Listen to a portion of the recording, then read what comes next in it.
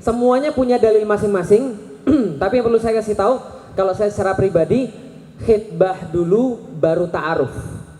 Kenapa khitbah dulu baru ta'aruf? Jadi gini ceritanya, kalau ta'aruf dulu baru khitbah, sudah kenalan dulu, sudah perasaan dulu, kemudian baru khitbah, kemudian pas khitbah orang tuanya nggak mau, terus piye? Masalah toh? Masalah. Makanya khitbah dulu. Khitbah dulu katakan pada orang tuanya, kalau orang tua sudah oke, baru ta'aruf. Bedanya apa? Nih, satu-satu ya. Pertama, kalau Anda ini seorang wanita atau Anda seorang laki-laki suka dengan seorang, misalnya laki-laki suka sama seorang wanita atau wanita suka sama seorang laki-laki, yang saya pahami proses pertama adalah khitbah. Apa itu khitbah? Pernyataan dari seseorang kepada lawan jenisnya bahwa dia berniat menikahi orang itu. Kalau sudah oke, iya, maka lanjut ke ta'aruf. Apa beda ta'aruf sama pacaran? Satu, ta'aruf tidak ada khalwat. Apa itu khalwat? Khalwat adalah berdua-duaan di dalam satu tempat tanpa mahram dalam perkara yang tidak syar'i. Ulangi, khalwat adalah berdua-duaan tanpa mahram di suatu tempat yang tidak ada uzur syar'i. Contoh, kalau misalnya seorang perempuan pergi ke dokter kandungan, dokternya laki-laki, boleh atau enggak? Boleh, dokternya laki-laki nggak ada masalah, itu bukan khalwat. Tapi kalau contoh nih, seorang laki-laki perempuan berdua-dua di satu tempat ngomongin perkara-perkara, misalnya contoh misalnya perkara adik iparnya atau kakak iparnya, ngomongin teman-temannya berdua-duaan aja, khalwat atau tidak? Khalwat. Kalau dia rame-rame gimana? Contoh misalnya dia pergi bareng-bareng di angkot, dia ngomong berdua, khalwat atau tidak? Tetap khalwat. Lah kenapa? Ingat tempat itu nggak mesti fisik berduaan, tapi bisa jadi pernah nggak naik angkot ada dua orang, cowok sama cewek, itu berdua-duaan, lalu kemudian mereka ngomong sampai kita malu ngeliat dia. Pernah nggak? Itu sudah khalwat maksudnya. Apalagi duduk di depan, ternyata sopir sama temennya gitu. Dua-duaan gitu. Lalu yang misalnya contoh lagi, misalnya telepon bisa nggak berkhalwat? Bisa, karena itu juga tempat. DM bisa, WhatsApp bisa, karena itu juga tempat juga. Hati-hati, tempat apapun termasuk dunia maya itu juga bisa termasuk khalwat. Berarti yang namanya pacaran khalwat, ta'aruf tidak ada khalwat. Itu yang pertama. Yang kedua, ta'aruf ada batas waktu. Ta'aruf ada batas waktu. Berapa lama batas waktunya? Dalam kitab-kitab tidak ditentukan berapa lama batas waktu ta'aruf, tapi lebih cepat lebih baik. Kenapa? Karena kalau lama biasanya maksiat. Biasanya sudah mulai main perasaan. Aku mau tanya boleh nggak? Contoh, iya boleh. Adikmu ada berapa sih? Adikku ada 3. Kamu nomor berapa? Nomor 2. Biasanya nomor 2 tuh yang paling cantik. Iya. Itu hati-hati. Itu dia ta'arufnya sudah main perasaan. Apalagi kamu tahu nggak? Aku malam ini lagi kangen sama seseorang. Siapa dia? Seseorang itu orangnya kamu juga kenal sih. Tapi mungkin kamu marah kalau kamu. Itu nggak ada hubungan dengan ta'aruf. Yang kayak gitu sudah salah. Lah kenapa? Sudah main perasaan. Ta'aruf nggak gitu. Pertama tidak ada khalwat. Yang kedua ada batas waktunya. Dan itu disepakati sama bapaknya, walinya. Lah kenapa harus bapaknya? Karena bapaknya yang punya anaknya. Teman-teman yang laki-laki saya kasih tahu. Nih, siapa yang di sini laki-laki dan perempuan pernah datang ke akad nikah? Nggak pernah ke akad nikah semua ya? Oh pernah. Oke. Siapa yang datang ke akad nikah lihat bapaknya cewek nangis?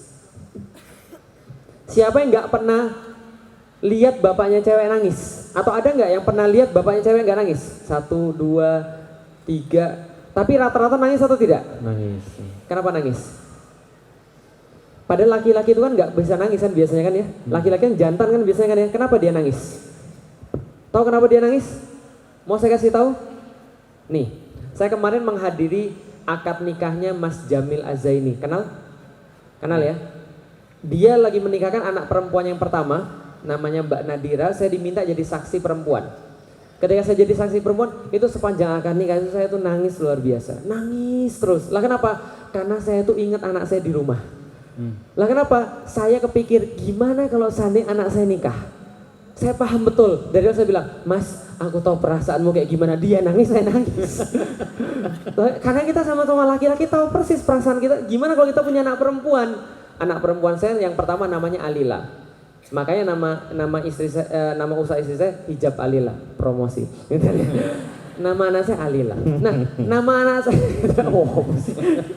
nama anak saya itu Alila, saya pesan nama dia gini. Alila itu ketika dari kecil, saya tuh azanin dia ketika dia lahir. Lah kenapa? Saya pengen dia dengar nama Allah tuh dari lisan saya, bukan dari lisannya yang lain. Saya bacain seluruh ayat Quran yang saya hafal. Walaupun yang saya hafal tuh nggak banyak, tapi tetap saya bacain semua, nggak capek-capek, bacain terus ulang lagi. Kenapa? Saya pengen dia dengar dari lisan bapaknya.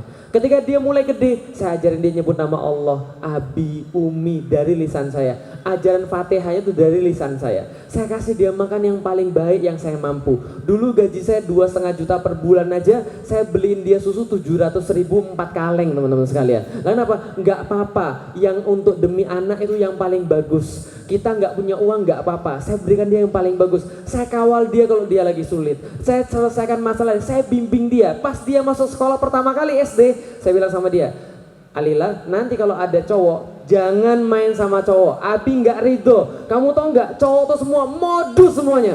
Baru kelas 1 ini. Tapi ya saya sengaja. Oh jangan main sama cowok. Nanti kalau ada cowok ganggu kamu, lapor sama gurumu. Kalau gurumu nggak reken, lapor lagi. Kalau gurumu nggak reken lagi, lapor sekali lagi. Kalau gurumu nggak reken lagi, kasih tahu Abi siapa namanya. Abi ke rumah dia, Abi bakar rumahnya.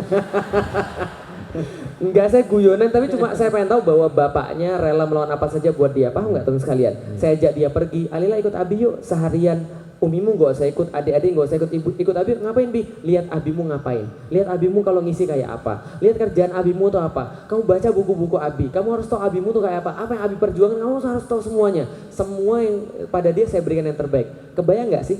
Kebayang nggak? Suatu waktu nanti ya, saya harus kemudian nyalamin seorang laki-laki saya nggak kenal.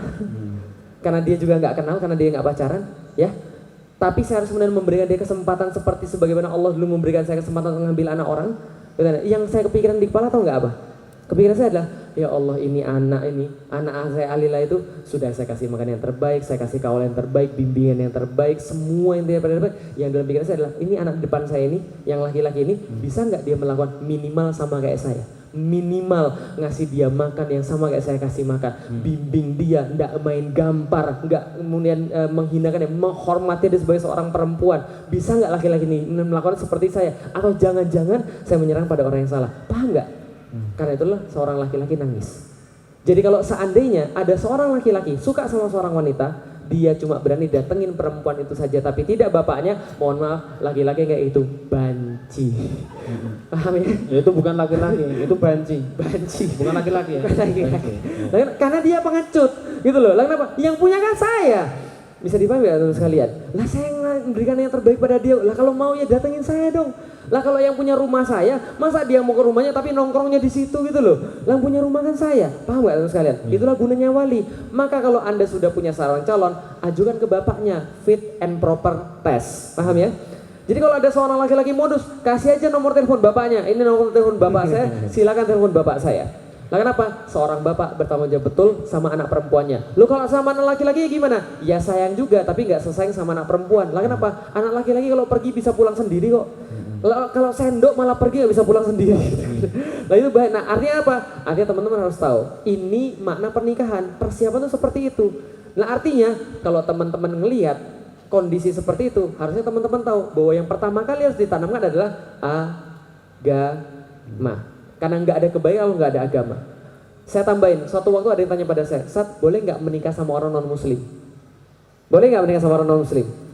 Yang nanya perempuan, kalau nanya perempuan saya bilang nggak ada kebaikan dan pasti sengsara.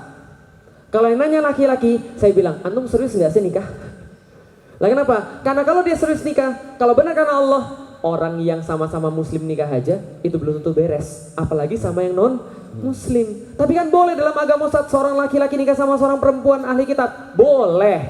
Tapi antum serius nggak nikah? Paham nggak kira-kira sekalian? Kalau seorang perempuan berarti dia nggak serius. Lah kenapa? Dia nyari sengsara sebenarnya. Loh, Felix Shaw kan dulu kan juga kafir, betul. Tapi saya 4 tahun mempelajari Islam. Maka kalau ada orang datang pada saya, Saat ini ada teman saya mau masuk Islam, oh kalian mau nikah ya? Saran saya mendingan gak usah jadi nikah dulu. Lah kenapa? 98% yang ketemu saya nikah masuk Islam, karena nikah 98% pernikahannya gak benar. Paham teman-teman sekalian? Terakhir banget melengkapi pernyataan Mas Hussein tadi, bukan terakhir dalam sesi ini, teman-teman sekalian, saya kasih tahu. hati-hati betul, hati-hati betul. Enggak nikah-nikah itu lebih mending daripada menikahi orang yang salah. Ingat ya? Ya, Tolong dicatat nanti Ulangi ya. berlomba untuk update Ya. statusnya. ya. Gimana gue? Diulangi. Ulangi. Ulangi.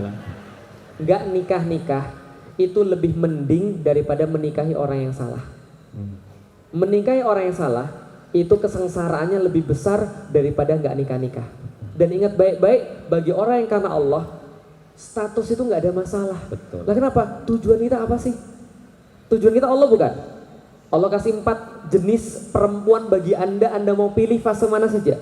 Fase anak-anak, jadilah seperti Fatimah, hormat pada ayahnya, sayang pada ayahnya. Kata Rasul, ini sebaik-baik wanita. Yang kedua, sudah gadis, jadilah gadis yang menjaga kehormatannya, yang tahu malu, yang tahu iman itu adalah terkait dengan rasa malu. Kata Rasulullah, iman, malu satu paket.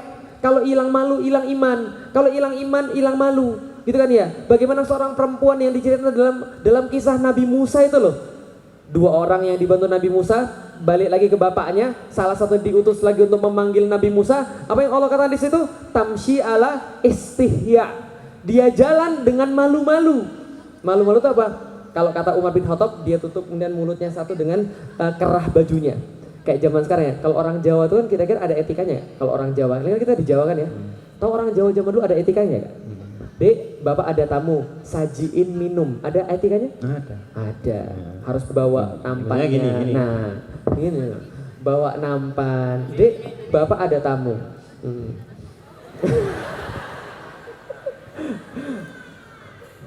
Nah, terus kan, masuk gitu.